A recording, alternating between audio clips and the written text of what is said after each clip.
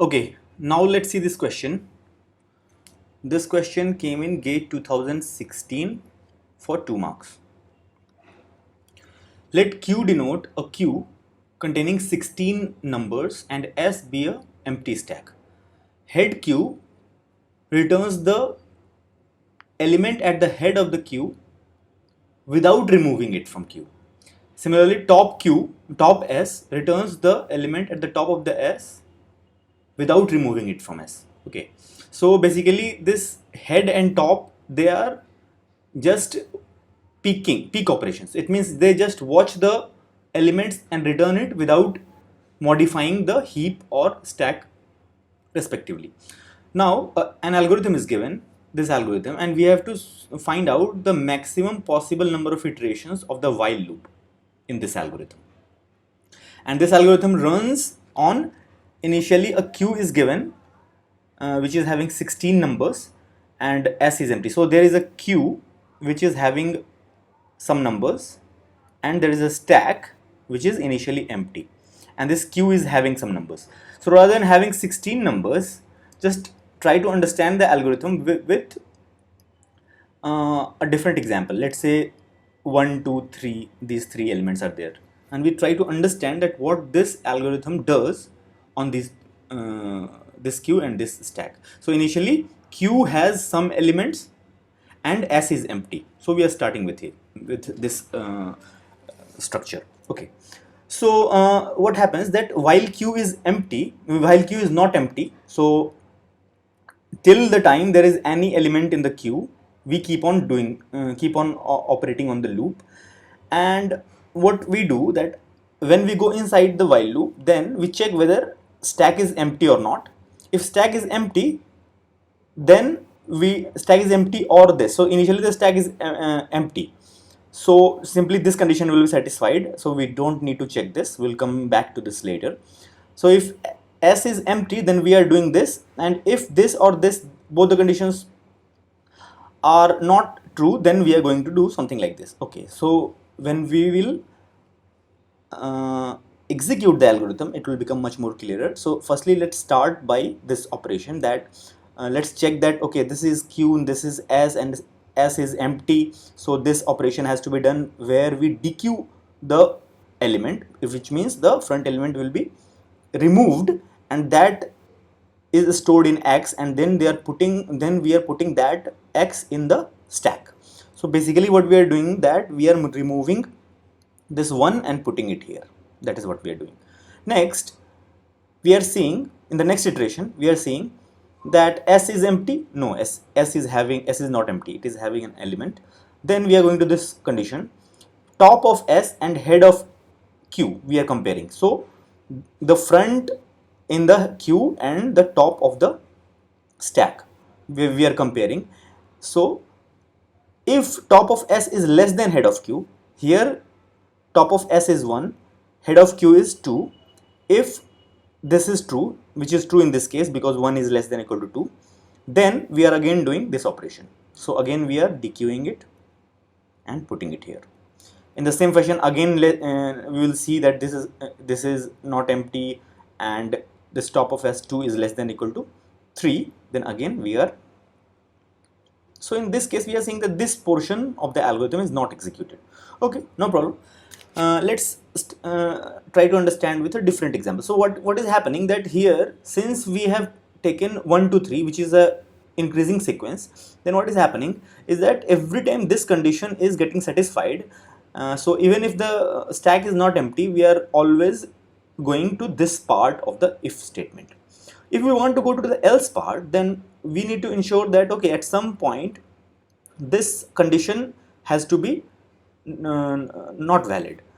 So if let's try with another example where we try to have a decreasing sequence, and let's see what happens. So 3 2 1, let's say this is the queue, and let's start with the empty stack and let's try to understand that what is going to happen. So initially S is empty, so this 3 will be removed and 3 will be put here.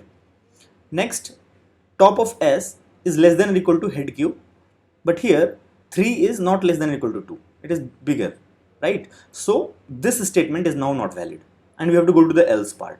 what we do in the else part, we pop the stack. It means the top element will be popped, and that will be enqueued back to the queue. So this 3 has to be popped, and again it has to be come here. 3 is coming here, okay, and our stack is empty again. Okay, next, in the next iteration, again we will check that S is empty. Okay, so S is empty, so again we will simply take 2 and put here. Again we'll check top of S is less than or equal to head of Q or not. See, here 2 is not less than or equal to 1. So again this condition is violated. We go here, and this pop operation will be happening, and this again will be 2 will be removed and 2 will be put here, and the stack is again empty. So you see the structure, right? So how it is happening. Next, 1 will be coming here because S is again empty, so 1 will be removed and 1 will be coming here. Now see, now when we check this condition, now it becomes true. 1 is less than or equal to 3, right? It is true. So again we go to this statement, if part. Okay, then we are dequeuing and pushing. So this time we are dequeuing and pushing, and this 1 will now not move, right? Because 1 is less than 3, and now the operation is done with respect to the top of the stack. So again in the next iteration, when we are seeing is that top of S is less than or equal to head Q not, then again this part is violated. 3 is less than or equal to 2, that is not true. So this pop will be executed. So you see the structure, right? This 3 will be removed and 3 will come here. Again the top element is again 1. With respect to 1, again we are comparing 2. So you see the structure, right? So this 2 is here, this 2 is removed, and then we are seeing 2 is less than or equal to 3. So we are putting 3 here. So essentially you are seeing that, see what is happening. Even we started with the decreasing sequence, what is happening actually is that in the stack it is coming out to be sorted sequence. So basically it is a sort of sorting algorithm, okay, a weird sort of sorting algorithm. But that is what happens, that if you execute this algorithm on any queue, then essentially at the end of that we are going to have a stack where the elements will be sort in the sorted order, starting from the bottom to the top, increasing sequence. Okay, but what we have to do is that we have to not just have the intuition, we have to actually count the exact number of maximum possible number of iterations of the while loop on this algorithm. Okay, so one time we executed it on increasing sequence, and another time we executed it on decreasing sequence. Now just for intuition, let's again try to run this algorithm on a sequence which is mixed sort of sequence. So it has some part of increasing sequence, some part of decreasing sequence, something like that, just for the intuition. So let's try to have something like let's say 1 2 3 and then 6 5 4. Let's try to understand on this sequence that what is happening. We know that it will be sorted, but how it will be sorted, that is going to be important. That is how we will understand what is happening. So as of now you must have seen that, okay, what is going to happen, this 1 will come here, and then 1 is less than 2, so 2 will also come here. 3 is less than 2 is less than 3, so 3 will be removed and come here. Now 3 is less than 6, so obviously again 6 will also come here. Now the problem will come, 6 is less than or equal to 4, it is not correct. So this part will be executed. So 6 will be removed from the top and 6 will be put here, and this 6 will be popped. Again this 5 will come here, right? And after that again this condition is violated. 5 is less than or equal to 4 is not correct, so 5 will be again put here, and this will be popped. Now next 4 will be coming here, so 4 will be removed. Next 4 is less than or equal to 6, which is true, so 6 will come here. But then again this violation will happen, 6 is less than or equal to 5 is not correct, so 6 will be again put here, and after that it will be popped from here. Next time 5 is going to come here, and then now 5 is less than or equal to 6 is correct, so 6 will be also put here. So again we see that 1 2 3 4 5 6, this is sorted. But our target is to maximize the possible number of iterations. Now here we have seen that when 1 2 3 we were handling, then we were not doing too much iterations. We were simply starting here and putting it here, 2, so nothing bad was happening, so again we put here. So what was happening is that one element was processed in a single pass, is in a single iteration, and that only gave us one iteration of the loop. But if this condition is violated, then what is happening is that this element goes here in the stack, then again it gets popped out using the else part, and then it again goes to back to the queue. So if we have to maximize the possible number of iterations, then somehow we have to maximize those multiple iterations of the while loop. And that's why if we if we are trying to maximize, then rather than having this sorted part, we want to have more and more unsorted part, right? If it is in decreasing order, then it is increasing the number of iterations of the while loop. And that's why now we are trying to, now we will work with an example where we have now understood that okay, if this is in the decreasing order, then definitely our number of maximum possible iterations is going to be maximum. But this time we are going to be aware of exactly how many iterations is going to happen overall, because that is what we have to count. So we have to count for 16 numbers, but okay, we'll try to understand for less number of elements, and then we will quickly figure out that how to handle the 16. We'll just count with the formula and then it will work fine. Okay, so let's try to come up with a queue which is let's say decreasing order. So 5 4 3 2 1, something like this is there, and there's a stack which is empty. Now how we are going to deal with this? See, we understand that if 5 comes here, that is one operation, and then again 5 will go here. Why? Because 5 is less than or equal to 4. So this will be 2 operations. So moving here to here, that takes 2 operations. So just mind it, we have to count the actually number of operations. So just mind it. Similarly 4 will come here, but again 4 is less than or equal to 3, so 4 will again go here. Similarly for each element, actually we are doing 2 iterations of this while loop, and this is simply coming here and again going to the back. And till when it will happen? See, 3 will also go here, 2 will also go here, but in the last iteration, last element, what will happen, that when 1 is going to come here, then 1 will not go here. Why? Because now once 1 has come here, then the next comparison will be 1 less than or equal to 5, which is true. And that's why we will start with this subset of the sequence, and that is the intuition which we have to make out.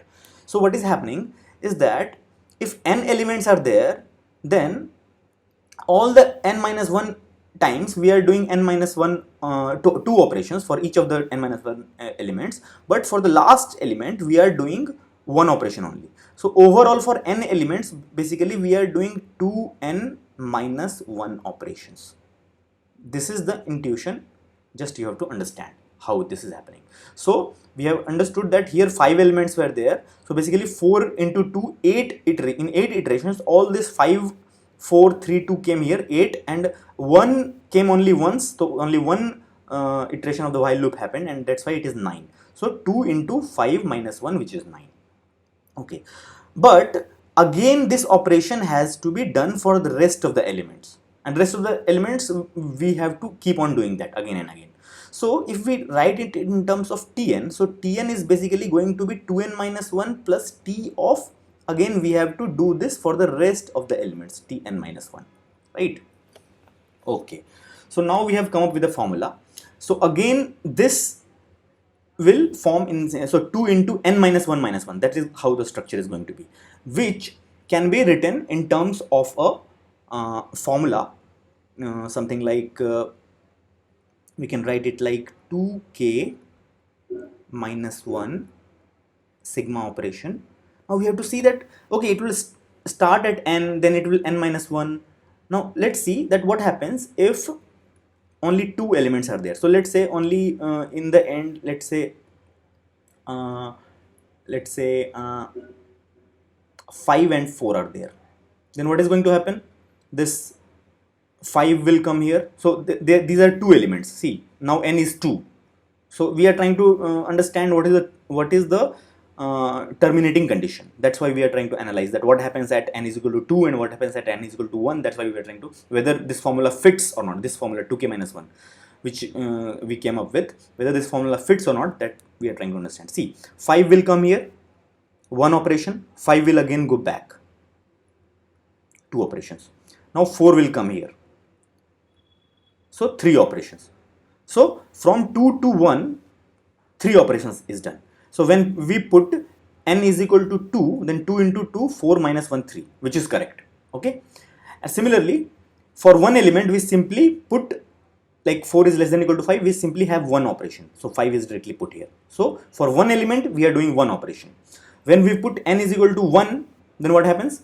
2 into 1, 2 minus 1, which is 1, which is correct. So this formula actually works for even 2 and 1 also. So actually our formula is going to add this 2k minus 1 all the way from n till 1. So when k is equal to, it will go till n, but n minus 1, n minus 2, all the way till 1. So this is the sum which we have to find. And many of you might be knowing already that basically this is n square, because this is what? This is basically sum of the odd numbers, and sum of the odd numbers is n square. You can actually calculate this also, something like 2 sigma k is equal to 1 to n, k is equal to 1 to n, and minus, we have to add 1, k is equal to 1 to n, and you will calculate this, then it will come out to be n into n plus 1 by 2 minus n. This 2 will be cancelled, this will be n square plus n minus n, okay, and this will be cancelled and n square will be left. So that is what I told you, right? Many of you might already remember this, because this is a very important summation to remember. Sum of the first n odd numbers is n square. Okay, so basically in this case, for the 5 elements which we operated, it is going to be 5 square, which is going to be 25. But in the question it is given that the queue is containing 16 numbers. That's why we came up with such an analysis, so that we cannot just do it with 16 elements. Just try to come up with a formula, then it will be quite easy. So for 16 elements, the answer is simply 16 square, which is going to be 256. So our answer is, what is the maximum possible number of iterations of the while loop for this situations where Q contains 16 numbers? That is going to be 256. 256. And that is going to be our answer.